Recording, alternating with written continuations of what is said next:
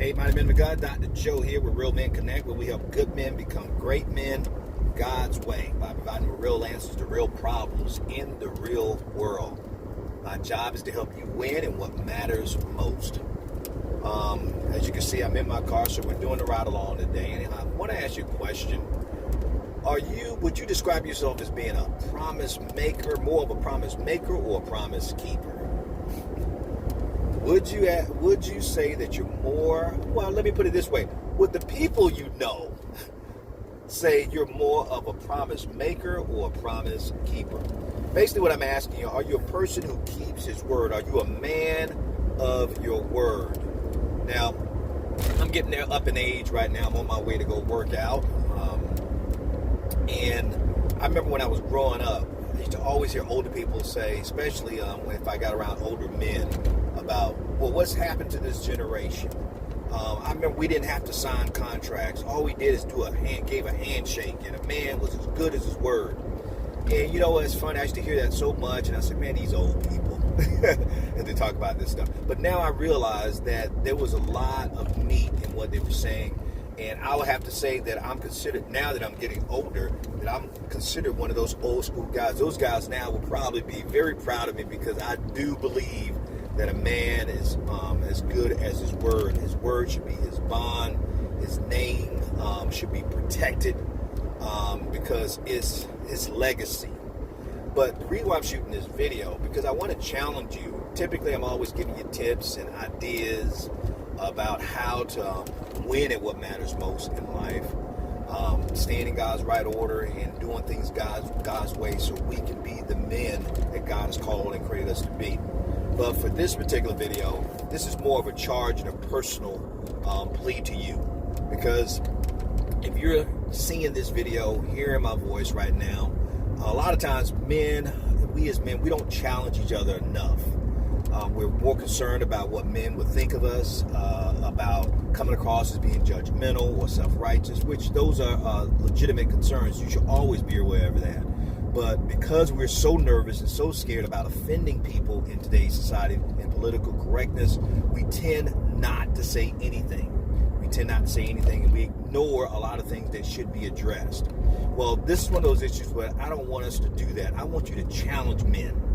Challenge each other, challenge your children, challenge your co-workers, challenge the people who work for you in your ministry, at your church. Now, I'm not saying be obnoxious about it, but to do it with intentions. And here's what I'm talking about. Here's what I want you to challenge them on. Challenge them on being a promise keeper, not just a promise maker.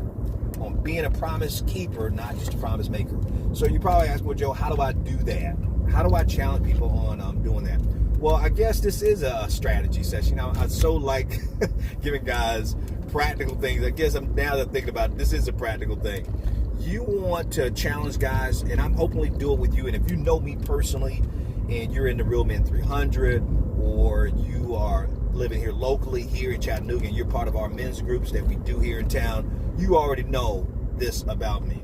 And one way you want to challenge men, and listen to me very carefully, very simple: be the most reliable and dependable and trustworthy person they know. Let me say that again. You want to challenge men to their core and bring out the best in men. Now, I gotta warn you, either you're gonna either push them forward or you're gonna push them away by being this kind of person. But if you want to do that, you want to sincerely challenge men because you love your brother. Be the most trustworthy, the most reliable, dependable person they know. Now, on the surface, you may think, well, Joe, what difference does that make? How is that such a big deal? Trust me, if you're around a person who, when they tell you something, they mean it. When they tell you they're going to be someplace, they're there on time. When you need somebody and they reach out to you, you're there for them. That if you go out of your way to keep your word and not break a promise, trust me, you're going to stand out to that person. And when you're able to do that consistently over time with that person, and either one or two things are going to happen. That person is going to look at themselves in the mirror without you even saying a word. And they're going to ask themselves, wow, that dude is always there for me. But man, I seem to be always letting him down. Now, either he's going to have to pick up his game, or he's going to say, you know what, this is too much pressure on me. I need to back off. And you would probably think naturally that what guy would not want that kind of person in their lives? What kind of guy would walk away from a person who keeps his word consistently, who's reliable, dependable, trustworthy, always on time? Now I say always, and let me put that in air quotes, always. The majority of the time. We're talking about probably 99% of the time that person is on time, keeping their word. Nobody's going to be perfect at this. But that's why I didn't say you have to be the perfect friend or the perfect person for that person, but the most dependable, reliable, trustworthy person that they know. Dependable person that they know. And when you see a person like that, you say, well, Joe, why would anybody want to walk away from a person like that? Oh, easily. I can tell you why.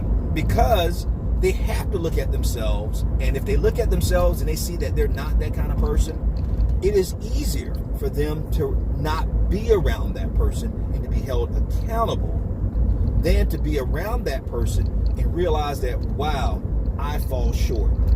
Now, if you don't think this is true, all you gotta do is think about Jesus. Think about most mature Christians that you know. And when these people are this way, there's a light about them. Jesus had a light. Even when Moses was in God's presence, he came away from God's presence with a radiance. And either people are going to be attracted to that light, or guess what the opposite is? They may run away from it. And so I'm challenging you. I'm asking you to step up your game. Are you a man of your word?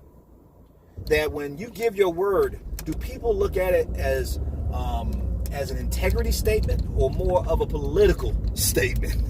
Right now I was just watching the debates, and I'm looking at the politicians, all these promises that they're making, but will they be people of character who will keep their promises?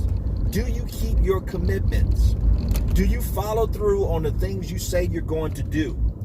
I always tell my children, and I told my wife, and any person that I come in contact with, and now I'm telling you. So I'm putting this on blast out there so you can hold me accountable. That I tell every person that I meet, I don't care how many friends they have, I don't care how many brothers they have, I don't care how many people they know, I tell them this, that I am going to be, me personally, I am going to be the most reliable, trustworthy, dependable person you know. And you can count on me. I'm not telling you I'm going to be perfect. Matter of fact, I'm probably going to let you down. But that doesn't mean I'm not going to be the most reliable, trustworthy person that you know. Because I control whether or not I'm going to keep my word to you. I control whether or not I'm going to follow through on my promises. And you can be that kind of man of God who can do the same thing.